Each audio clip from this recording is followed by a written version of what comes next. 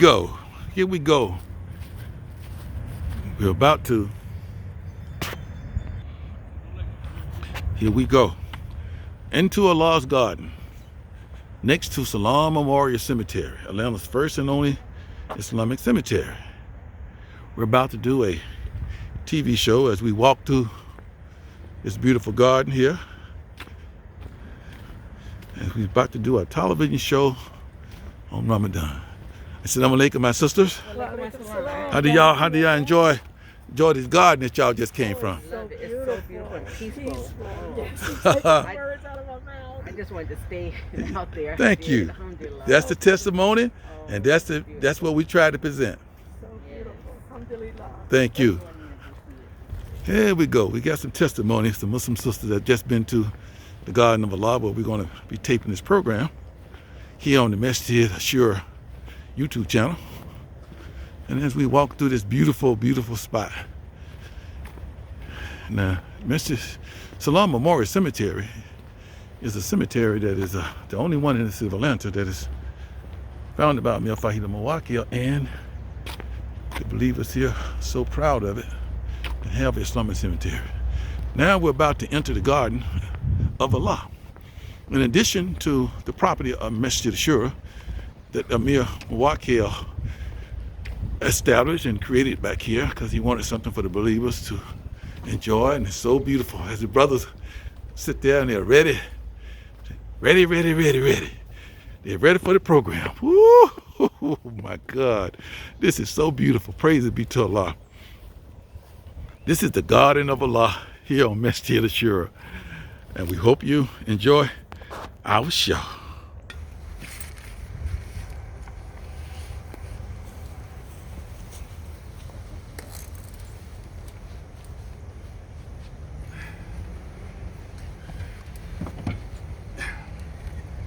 Assalamu alaikum. Wa alaikum assalam. Welcome to the Gardens of Allah here, located at Masjid Ashura, 3095 Jonesboro Road in the great city of Atlanta, Georgia. And we're going to have a beautiful, beautiful conversation about things that are happening in America, but most importantly, things that are happening into our religion, which is called Islam.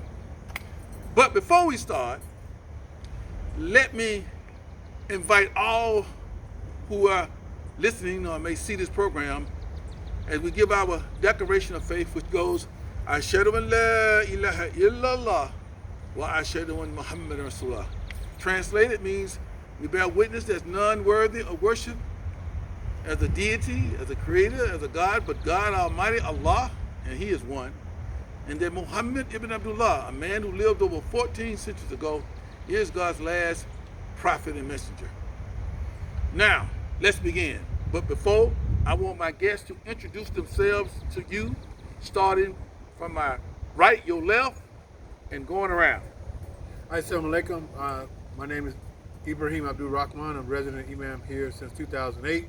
And I'm also the manager of Salam Memorial Cemetery, Atlanta's first and only Islamic cemetery, and the Sahaba of our Amir Fahid al-Mawakil. I'm Marvin Hassan Rashid, the Vice Amir of Masjid Ashura.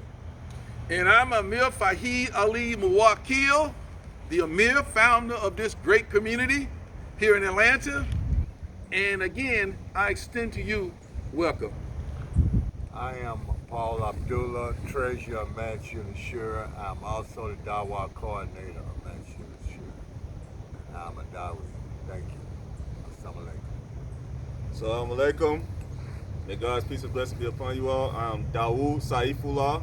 I'm the Assistant Security Chief of the Honorable Amir Fahid Ali Mawakil, one of his followers, and I greet you all.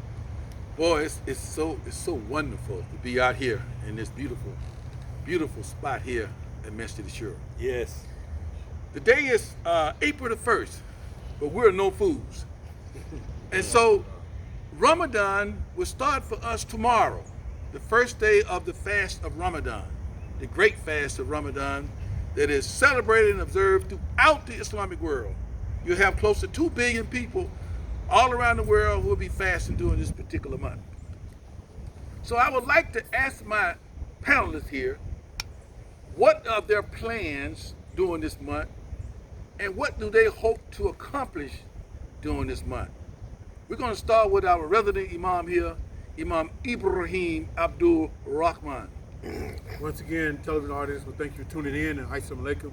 Ramadan, for me, I always try to get closer to Allah subhanahu wa ta'ala in the ibadah, worship of Him, and understanding that this fast, this Ramadan, that He has made it far and obligatory for the Muslims who have sound mind, sound health,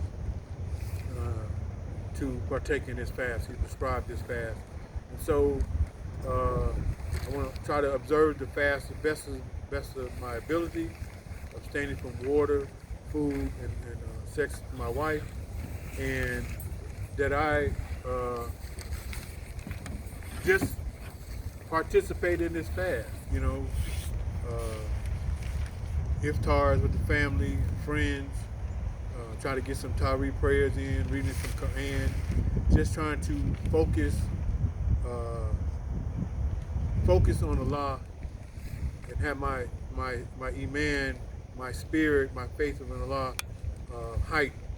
And inshallah, that I can see it through, and that I can obtain, by the permission of Allah, all the blessings and the mercies that He's bestowed upon this blessed month. Inshallah, that I can see it and all of us can complete this fast, and Allah records this and accepts our fast, inshallah. Inshallah. Now, Vice Emir Marvin Rashid, we all know, and our audience may not know, over the last 20 months you have been in a struggle. Your beautiful, beautiful $500,000 house, it got burnt to such a degree they have to totally rebuild the whole house. And it took 20 months for that to happen. Now you are here, you're back in the house, and you now, after 2 years, will be celebrating your first Ramadan back home. What do you say to that? I say alhamdulillah, all praises be to God. And first let me say that God took care of that situation. He took that sour lemon and He made it into sweet lemonade. You know, this house, and I've lived in some beautiful homes, and this house is as beautiful as any of them ever have been. Now, what I expect to accomplish during Ramadan, first, I want to complete the Ramadan as God has prescribed for me to complete it.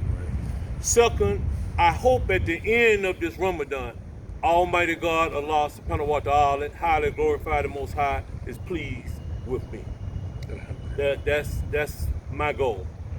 A great goal. And now, the treasure of this great community, Brother Paul Abdul, what do you expect to achieve or want to have during this great month of Ramadan? Assalamu alaikum. I hope to achieve my completing my fast during the month of Ramadan. I'm looking forward to doing the dawah every week, doing the propagation of our faith, our religion. I'm looking forward to having some non-Muslim family members share in the fasting with me, and I hope they'll be able to achieve it. I won't be too rough on them, but at least I'm going to try to complete my fasting during the month of Ramadan, and getting closer to Allah, getting in some due reading that I need to do, and just being closer to Allah and being able to accomplish the fast and doing the dawah. I'm looking very forward to that. Thank you. Okay, now for our youngest panelist, Brother Sefullah, our Assistant Security Chief. What do you got? What do you hope to accomplish? All the same that the Imam, Vice, and Brother Paul said is definitely priority number one for me. But if I had to do it in tiers, definitely the second tier is the self-restraint. As everybody knows, especially our leader, know that I'm a foodie. And to be able to, You better explain that. I love to eat.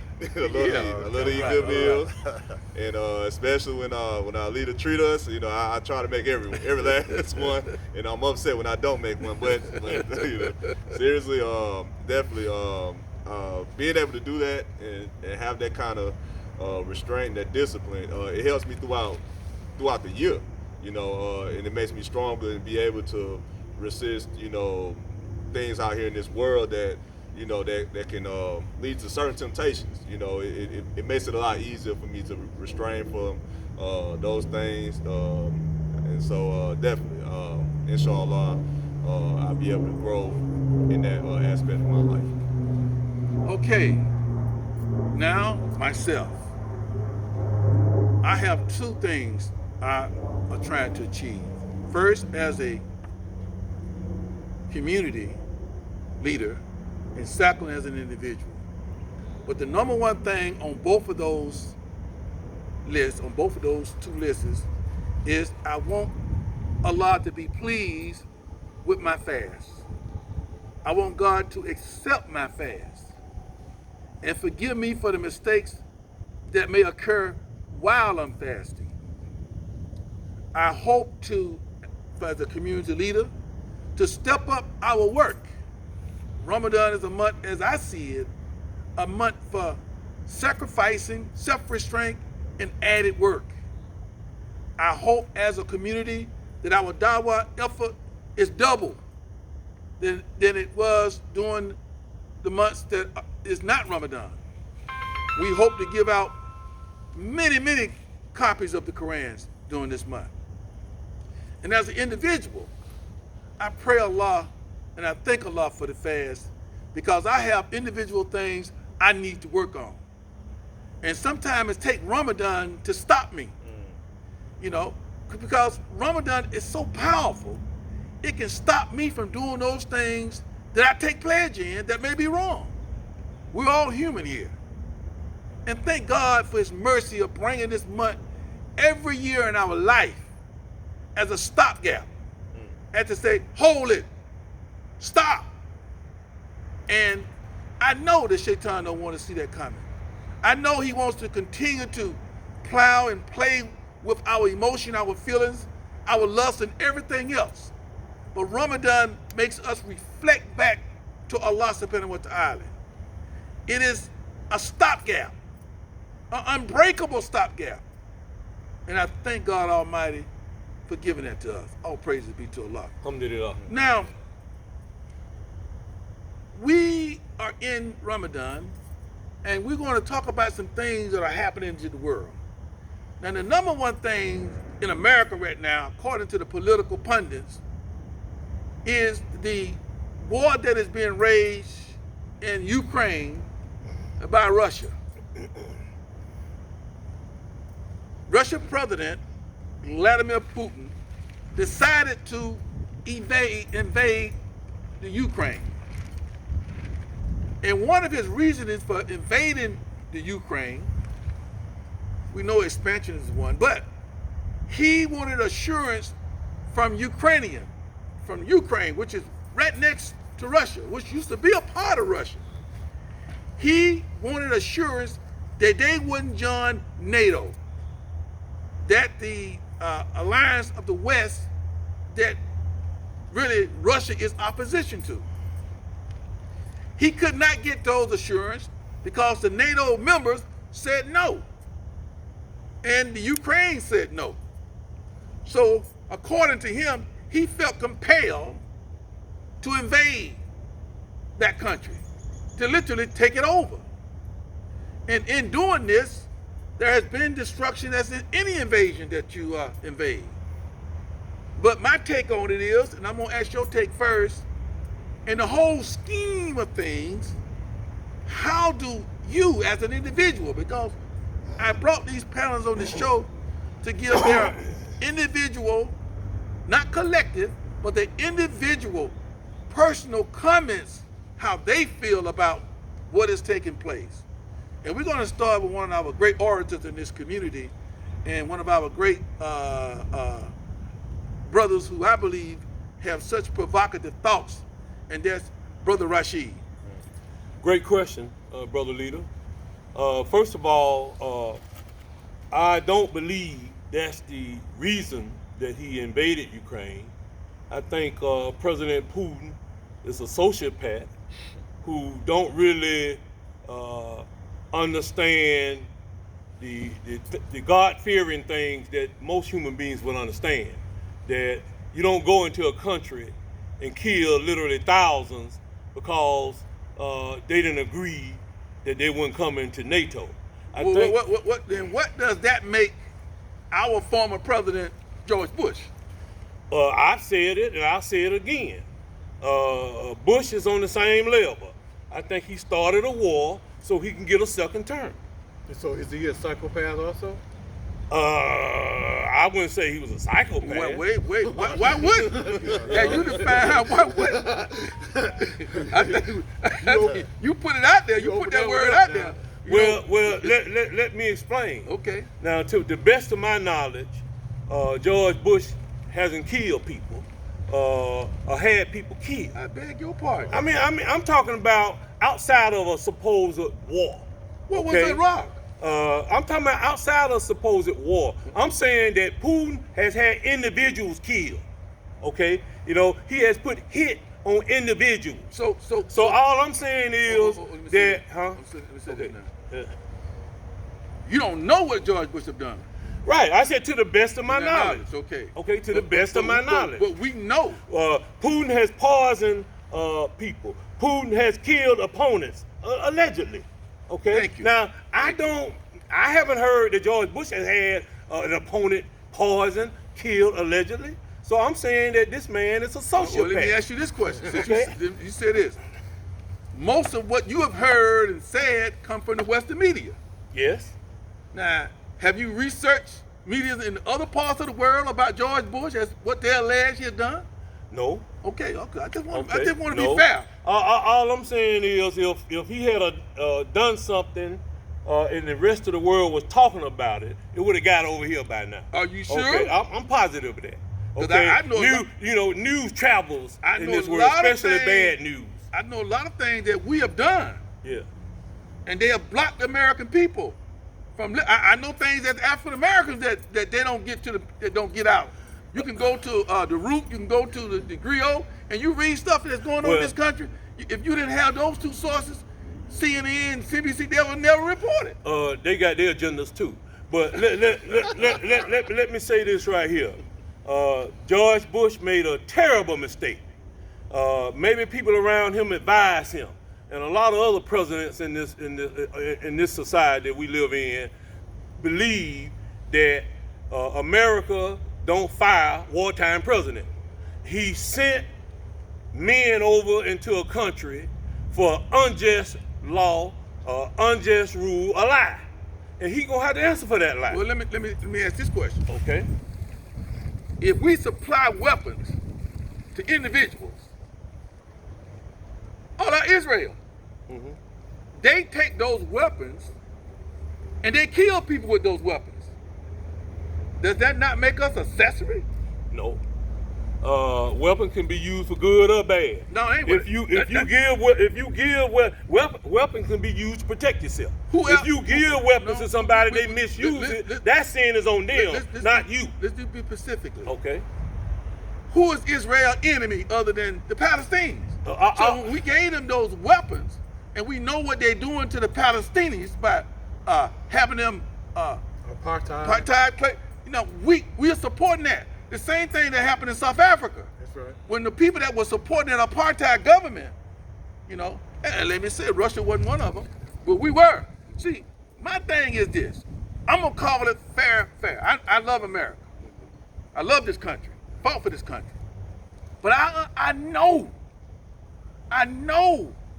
what some of these politicians do in terms of how they have go around the world. And some of them reveal it, what they're doing. Now, the war in Iraq, we went to the United Nations. They sent Colin Powell to the United Nations to convince the world, the whole world, to invade a country that had never done anything to us, but George Bush said they tried to kill his dad. Well, let me say this, and I kind of get what you trying to go with this equivalency thing. I don't agree with that. I'm gonna make it plain. I don't agree with that. I'm gonna make it plain. So God had. Let me finish. Okay, can I finish? I'm gonna make it plain. Okay, God has the ability to judge you and them.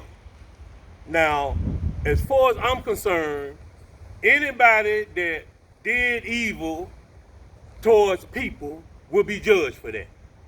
Okay? I don't think that because Bush did it, then it's okay for Putin to do it. That's not the That's question. the way it seems No, like you're putting it. No, it seems like It ain't okay for Putin to do it because Bush did It it. seems like you playing Bush. I didn't say nothing about Bush. You called Putin. The question wasn't even about Bush. Yes, it was. The No, it question wasn't. was about Putin. No, I put a question to you. Yeah. About Putin. Once you call Putin a psychopath, And I asked- the only thing I'm saying is, if your definition for psychopath is what Putin did, how do that lead? That's equivalency. Let me finish. That's equivalency. Listen, we invaded So- Iraq. so- let me finish. okay. We invaded Iraq and millions was killed. Right. And I told you how I felt about that. But all I'm saying, you using equivalency. No, that's- you can dress that up any way you want to dress it up. Make him okay? a psych. All I'm saying is he's you not- asked a question he's not a about psychopath? you asked a Hold on, question hold on. you asked a question about today. Yeah. And but hold then on you now. went on and I told you how I felt about what George But Bush because did. of what you said, let me say this. Okay. All right. You said Putin is a psychopath. Yes, right? he is. Then what that made George Bush when he didn't care about all those millions of people just to get elected? What that make him? Thank you. Okay, moving on. Great job, Brother Vice. But moving on. I don't want to spend too much time on Ukraine because, like the Vice, I don't support what Vladimir Putin is doing. Exactly. I really don't. He did it, I believe, because he saw us do it. Monkey see, monkey do. He saw when we invaded Iraq and nobody did nothing or said nothing. So he felt that he could do this, particularly after having Donald Trump as our president, who really told us that Ukraine was the most corrupt country on the planet. Also, we have to be careful because we don't want to get in a nuclear war for countries that are thousands of miles away from us. China is looking at what's going to deal, how people are dealing with Vladimir Putin, because they have the same scenario in Taiwan. They feel Taiwan is their country. Right. And the only reason they haven't invaded Taiwan is because the U.S. has almost literally threatened them that if they invade Taiwan, they won't do like they're doing the Ukrainians. They're supposed to step in. So, Brother Paul, you know, it seemed like the world, that one act that we did, it reminds me of when Will Smith slapped Chris Rock. Now everybody feel they can go up there and slap a comedian and talk about you. Right. You know what I mean? Right. What you say about that? I hate to bring it up, but we know we can't avoid that either. Brother Paul? About the slapping of Chris. No, about that and anything else you want to talk about. Well, the Ukraine situation. Yes, we go. The Ukraine situation, I feel Putin is being unjust by invading that country, killing all the people. I feel he's wrong for that. I feel the taking of lives, innocent people's lives, I feel like God say Allah would deal with the wrongness of that. Right. This Will Smith slapping Chris Rock and Nationwide TV. First of all, I thought it was some type of joke. Then after I read it and I looked at it again and again, this man was called himself representing, the respect of his wife, being disrespected by Chris Rock, talking about a hair shortage or whatever the case may be. But I felt that he could have handled it a better way than going up and slapping this brother Nationwide TV. I felt Okay, you feel here? Okay, brother Imam, he said he could felt a better way than going up there slapping the hell out of Chris Rock. What other way could that guy have done that? Pulled him to the side, waited till the show was done, or don't say nothing at all. Just laughed it off like when we saw it on national TV, he was laughing at the joke. It wasn't funny, you know, it's TV, you know. To me, I didn't see it being disrespectful. He made we know the movie that he referenced, Demi Moore was, you know, G.I. Jane. G.I. Jane. He had a short buzz cut. Jada Pickett, you know, she had a short haircut. So I seen the similar. I didn't see the vulgar or total disrespect to that. I didn't get that. But this Ukraine thing with Putin, he is a psychopath. George Bush is a psychopath. And those presidents who went in and invaded countries unjustly, they are psychopaths. With the China situation, they are psychopaths. And as far as the government, don't say the people, but the government, how they treating the people, they psychopaths. Whenever you try to deprogram people, what the Chinese government are doing with a whole section of millions of Muslims, you are forcing them to eat pork, you are forcing them to do things against their will, you are putting them in concentration camps. We're not even talking about how they invaded Hong Kong and No, they didn't invade Hong Kong. Hong Kong belonged to China. Yeah. Oh, yeah, okay, but yeah, they made them take down the democratic way that they were living and forcing them to be communists. So it's some regimes around the world, the people who are powerful, they're the presidents or whatever title they hold, and they're mistreating the people. They psychopaths. Well, hold on. Let me say something first of all. Let me clear some up, brother. Let everybody get in. Let me clear something up. First of all, you're using the wrong word. I didn't say psychopath. What'd you say? I said sociopath. Sociopath. Okay. Now you do know the difference, right? Yeah. Okay. Well, a sociopath is a person that don't have feelings. Okay. A person that can commit crimes and don't feel like normal people feel, like remorse. That's a psychopath too. Like a remorse. I'm giving you a definition of sociopath. Like remorse. Mm-hmm. Now, one of the reasons I didn't classify. Let me say your terminology. Okay. See, social means that person perpetrates stuff on many people. Right. Yeah. You know, that's why they call it a sociopath. Yeah.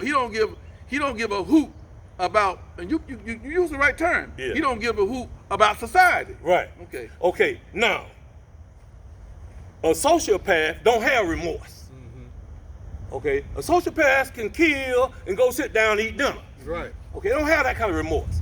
Now, one of the reasons I was hesitant to put George Bush in that category was what he did after he did. The man realized he was wrong. The man is really tried to make amends. The man went into Africa and did great things over there. He never admitted he was wrong going into Iraq. The man went over there to Africa and did great things. But he never admitted he was wrong going into Iraq. But the point is, he had remorse. Hold Now, I had seen. You just defined a sociopath is somebody who admit he was wrong, right? That's what you just said. I said, don't admit they wrong. But he ain't never admitted he was wrong. No. Listen to me. Well, him going in Africa has nothing to do with Iraq. Now, what I'm saying is, it don't matter whether he admitted or not. It's how he feels. How you feel, man? A sociopath. You know how George Bush Hey, look up sociopath. Brother Bible, Okay. we know that he. Wait. Hey, never brother apologized. He never apologized for Iraq. brother Imam. I'm gonna tell you something, and I realize what you're trying to do here, but please don't interrupt me again. Okay. Now I would tolerate the leader in the midst of me trying to explain, but don't do it again. Go ahead. Okay. Well, let me say this. Now, this is my panel. Now, this is my panel. You can't make rules for my panel. I'm trying to give them. We can deal with them after the fact, but I'm trying to give them a little leeway. Well, I sit here respectfully, Right. and I allow him to speak without interruption, and I expect the same. Granted. Okay. Granted. All right. Granted. That's the rule. Granted. Okay. Now, you can't make rules on my panel now. He said things. I sit here. I'll agree with everything he's saying. On my mouth, wait till he complete it. Then I speak. Okay. And I want that same respect. You got it. Come on now, we on TV. So don't do it again. Go ahead and make your Okay. point. Okay. The point is how you feel. Now, if you can kill somebody or if you can harm people with a war and that don't bother you, then you're a sociopath. Okay? If you can do something wrong, you harm people, and that bothers you. You say, damn, I was wrong. I got to face God with that. Okay? Oh, I got to make some amends for that. Let me go over here and do this. Let me do that. Well, you know, it's two different things. So that's the point I was trying to make. I never said psychopath. Hold it now. Hold it. Okay. Hold it. You know, you can't. I remember this distinctly. They caught George Bush on the golf course. And they asked him about what's going on in Iraq. And he made such an asinine statement. Then he told people, watch this drive. Anybody saw that? I did. Yeah, I remember. You remember that, don't you? I remember that. Watch this. I thought that was so callous. After all these people had been killed, and this is his response. Watch this drive. Now, all I'm trying to get everybody to see here is that, you know, these are two peas in a pot. One doing it for his reason, and the other doing it for his reason. But in the final analysis, society's hurt, and neither one cared. But for their own interests, you know. George Bush did it for his interests, I agree trying to with get elected. I agree with that. Didn't care if he killed 1 million people, as long as he got them next 4 years. That's right. Putin doing it because he can't help but he want to claim the land that he lost when Russia took the fall. He felt that Russia ain't big like it used to be, and everybody laughing at Russia. That used to be one of the major superpowers, and American politicians coming out and say Russia's a poor country. Russia ain't got nothing. And he want to get back on the world scene. So both of them, in my idea, I think you used the right term, sociopath. They didn't care nothing about society. And the effect of what Putin is doing today is affecting us right here in America. And it's probably affecting his country too. Don't care. So I think both of you are right. I'm not trying to defend George Bush. I voted for his father, who had then, before he invaded Iraq, but he didn't invade Iraq. They tried to get him to go all in. He said, no. That's the difference between dad and son. The neocons got mad because George Bush Sr. wouldn't go all into Iraq after Saddam had pulled back. So when his son got in, the neocons had their second opportunity, Rumsfeld, Workeful, to push him, young'un, all the way into the country, with the threat of him might not get 4 more years because he got in on the controversy anyway because what's his name got more votes than he did. And his brother down there in Florida gave him in the stacked Supreme Court. That's how he got in. He didn't feel legit. And Osama bin Laden handed him the tool that he needed, who's another psychopath. You know? And this is what we got going now, psychopath and psychopath. Now let's get to immigration. We know we don't go, but still come back to Ukraine. Because I'm talking about what's going on our southern border. You know, and I think we need to give it some light because it ain't got no light. All we got now is people trying to say that we need to bring as many Ukrainians over. I think what the president said, bring 100,000. Gave him $13 billion. Right. You know, so that will get in here. Yeah, that's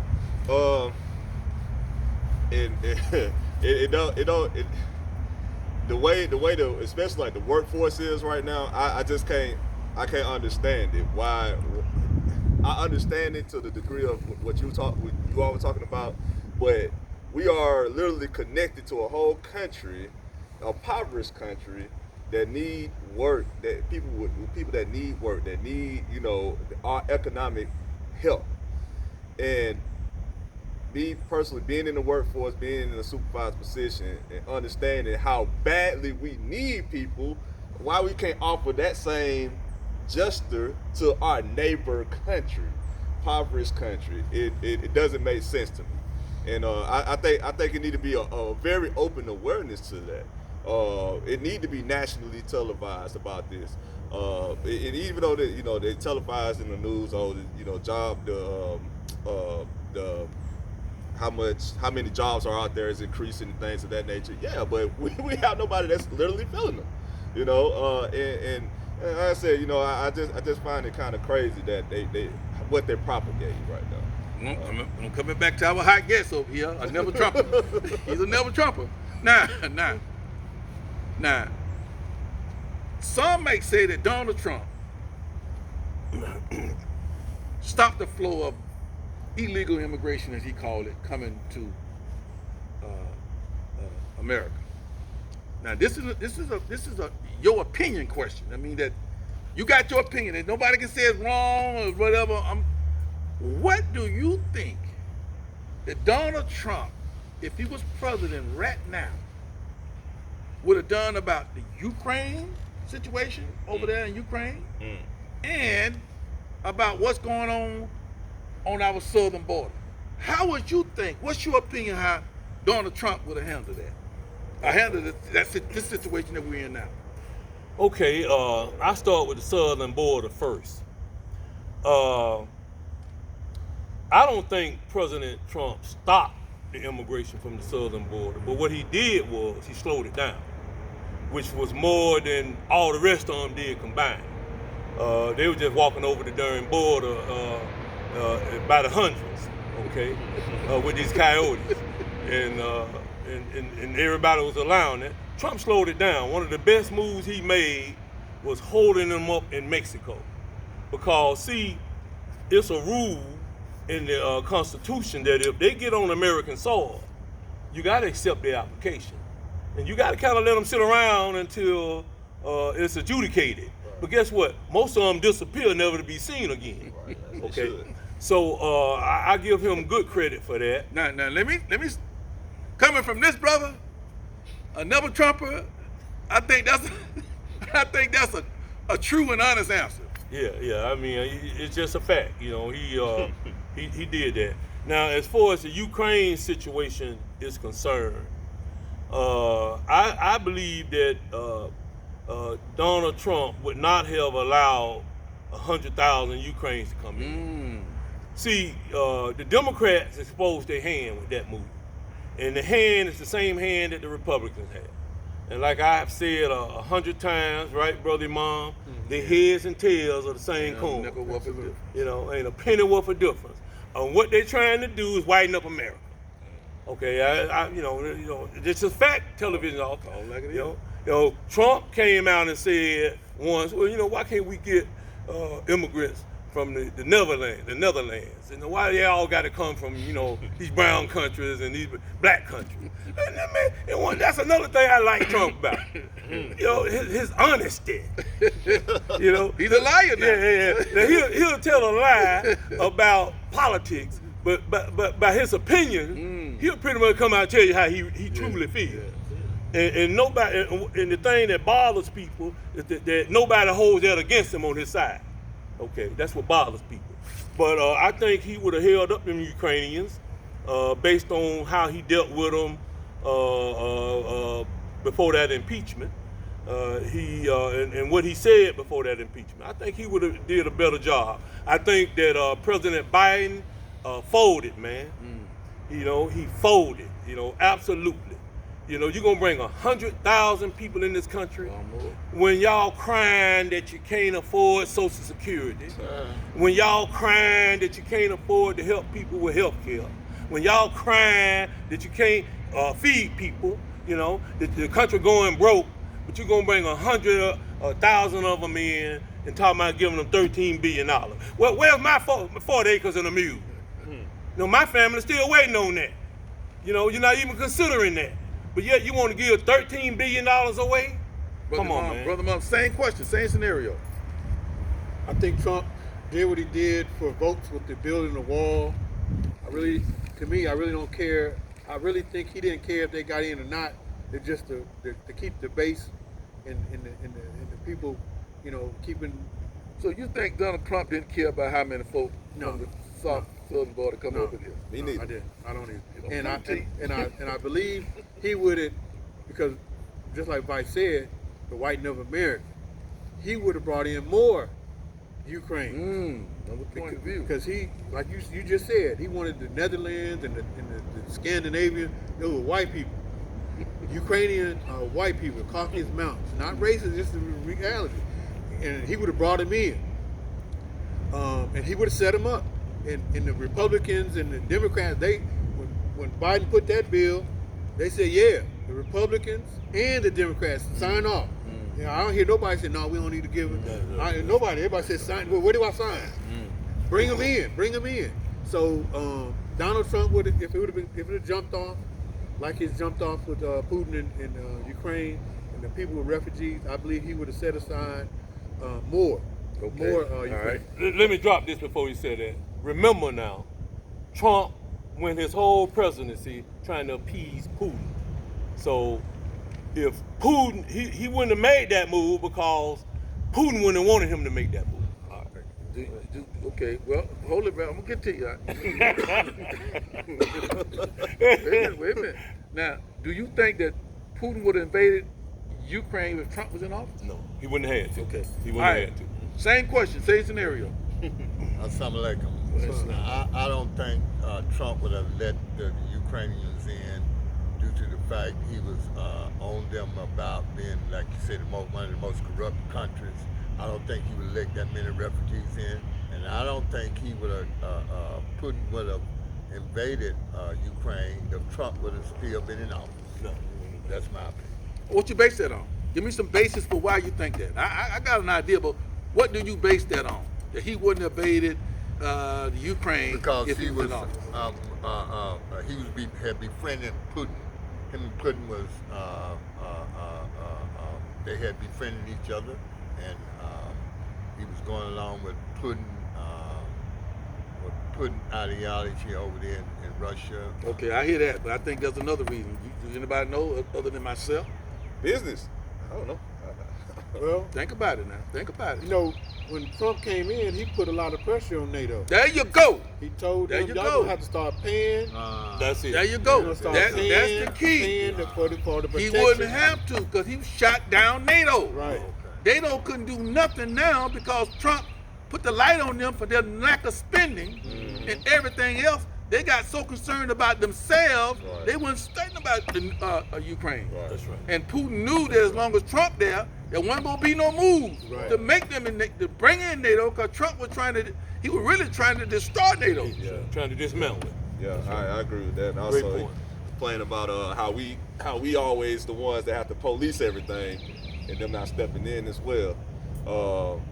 But what the Imam said about the southern border, about Trump not caring, yeah, I feel like Trump wouldn't have cared because at the end of the day, that's cheap labor. You know, at the end of the day. You know, yeah, he did it for his base, you know, the wall and things of that nature, but trust and believe, you know, he would have had some kind of system, I believe, to have that cheap labor to come into America and increase this workforce. Okay. Moving on. Down in Florida, DeSantis, the governor of Florida, just signed a bill, I think they call it the gay gay bill. Gay bill. Yeah. That makes it unlawful to teach from kindergarten to the 3rd grade anything about transgender, anything about homosexuals, so forth and so forth. Now, a lot of people didn't like that bill. Didn't like he signed that kind of bill. What's your thought on that, Vice? To be honest with you, the one thing this guy done did that I agree with. I think we all can say that. I mean, you know, it reminds me of what we discussed not too long ago, that God tells us in his most glorious book that he'll use one people to check another. It make all the sense in the world to me, because to me this is what the transgender. I never talked about it through grades 1 through whatever. You know, that never was a topic in the classroom. Why must that be a topic in the classroom? You know, I went my whole adult life and never talked about transgender and all of that in the Well, classroom. let me say this. There's no evidence that it's being taught now. Right. You know, my question to you, Brother Paul, was this a political move on his part to enhance his favor with the base? Are there any validity what these Republicans are trying to do in Florida by making this a law?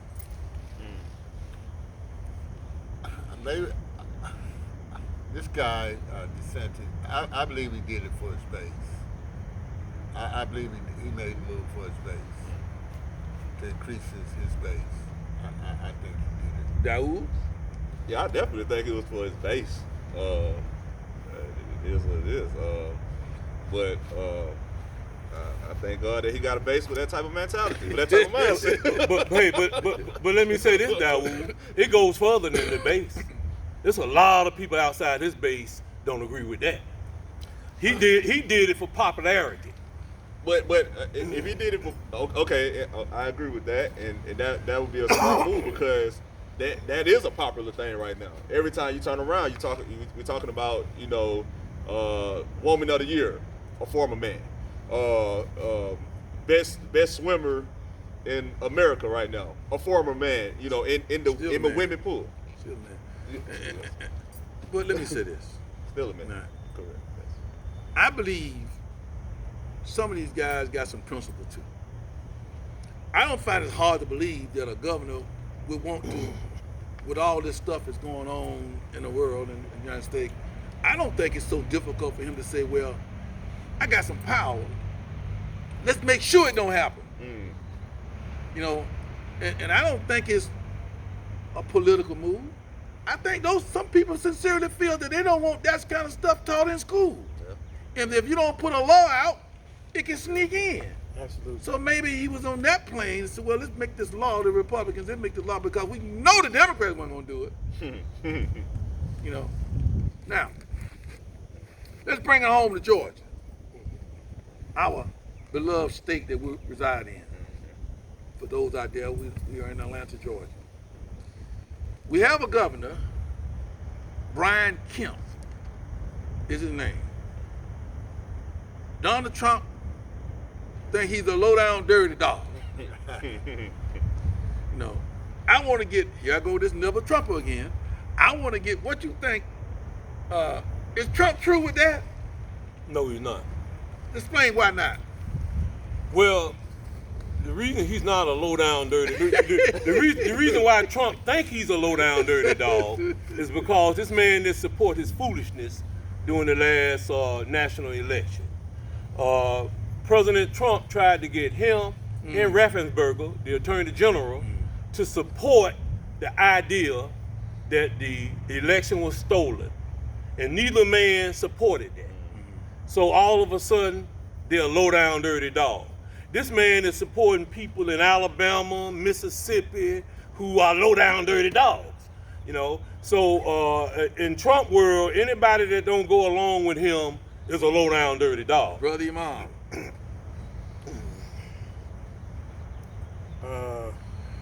I have to concur with Brother Vice. Now, has Ryan Kemp done some shady and crooked stuff? Yes. Absolutely. We know that, according to the numbers, he pulled a switcheroo with the governorship against Stacey Abrams. Yes. Okay, so you agree that he's not a low-down dirty dog? He's shady. He's done some shady stuff. Donald Trump say he's a low-down dirty dog. Do you agree or don't disagree? I agree with him. I agree with him. I agree with him. Brother Paul, we don't quote everybody on this. I don't agree with him. So you don't agree that he's a low-down dirty dog? No, I don't. I don't. Daoud, give me a reason why you don't believe he's a low-down dirty I dog. don't believe that Lord, because just like I'm concurring with Vise, he's mad at the man because he didn't go for his tricks in the election. Him and the man didn't go for his tricks in the election, so he's mad at him because they didn't do that. Listen to the question I'm asking now. Donald Trump called a man a low-down dirty dog. Is he right? Yes. Daoud? Yeah. I mean, it is what it is. Like, you know, for his reasoning, I agree. You know, he went out his way to do what he needed to do, according to Trump. You had your shot. I'm up next. According to Trump, you know, keep him for presidency. I mean, that's low down. I mean, what? Ain't no backtracking. Nah, I was gonna backtrack. He's a low down dirty dog. What he did to Stacey Abrams. Well, yeah, When he took Stacey all those Abrams, folks that's off the low road, down. man, That's right. and you the Secretary of State, Yeah. man, and you took 100,000 folks off the road because you know they weren't gonna vote for you. Right. You That's know, low down. then you come in, you got an opportunity to expand Medicare upon Obamacare. All right. You denied. Come on, man. Low down.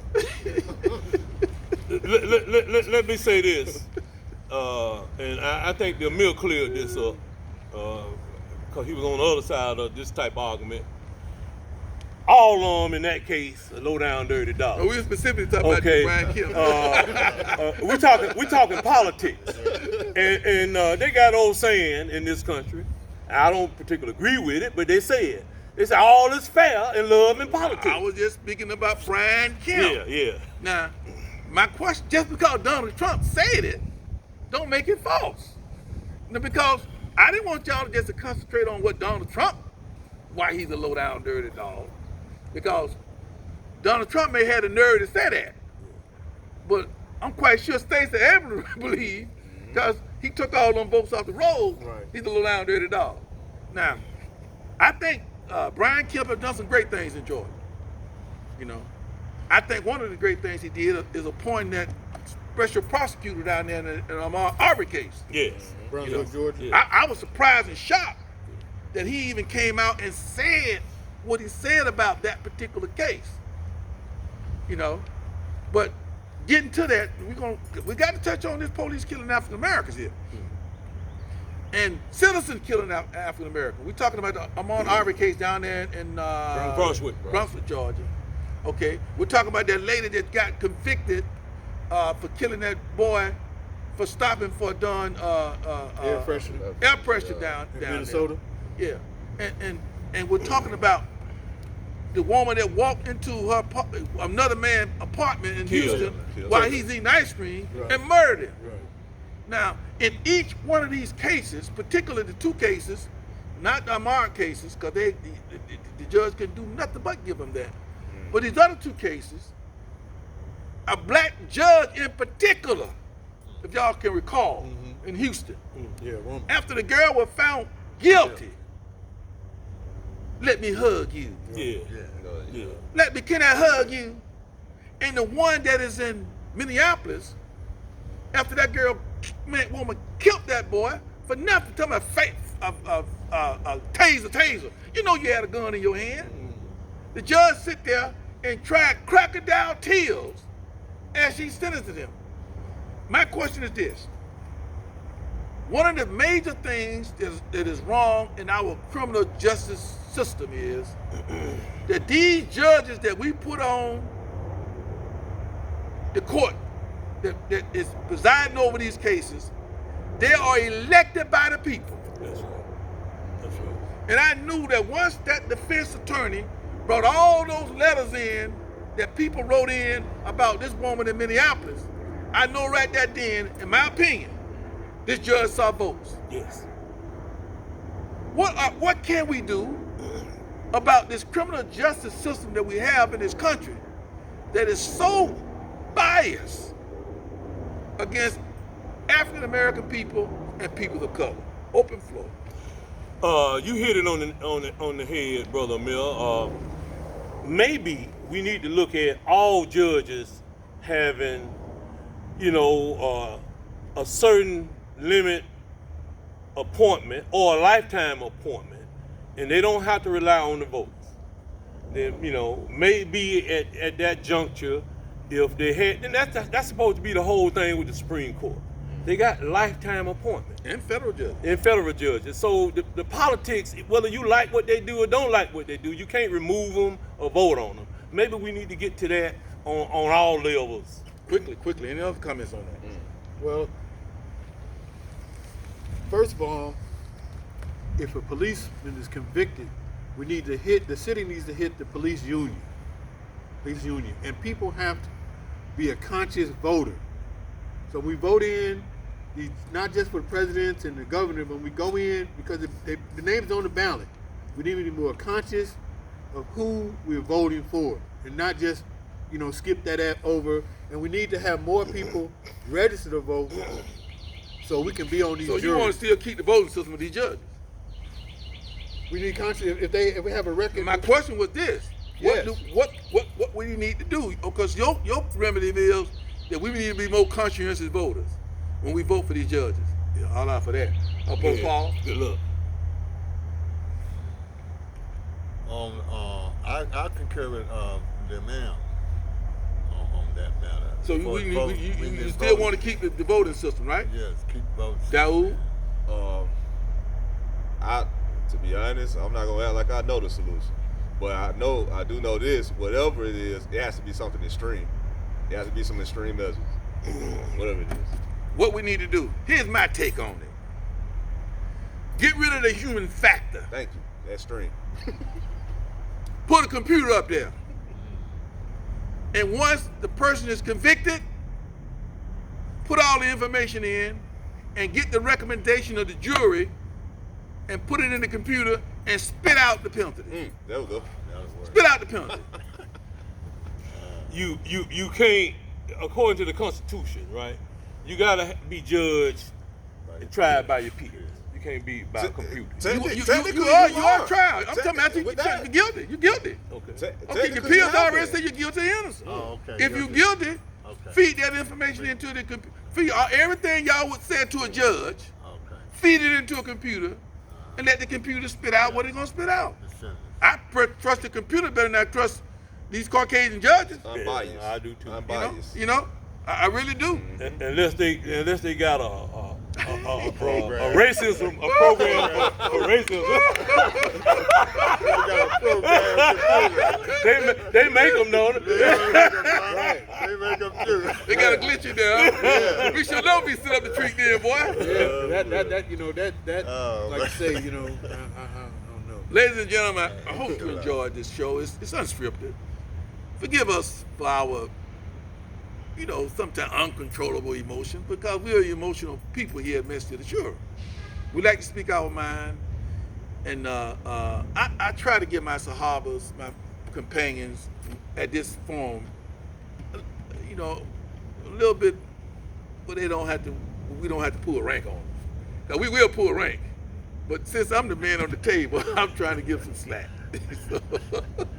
And since we seemed like we was all ganging up on the vice mayor, he pulled his ace card out.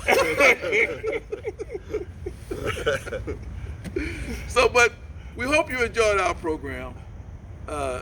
This probably won't be on TV. This probably be on YouTube. Hopefully. But until then, we got one thing that we need to say. Get it up, take us out, Vice. You may not agree with anything we said, but if you want to have a good life, a just life, with one master, and that's Almighty God, with no other things controlling you, you must accept Islam and be saved. Great show, gentlemen. Great show. You don't do it again. You don't do it again. Oh, we still taping now. Alhamdulillah.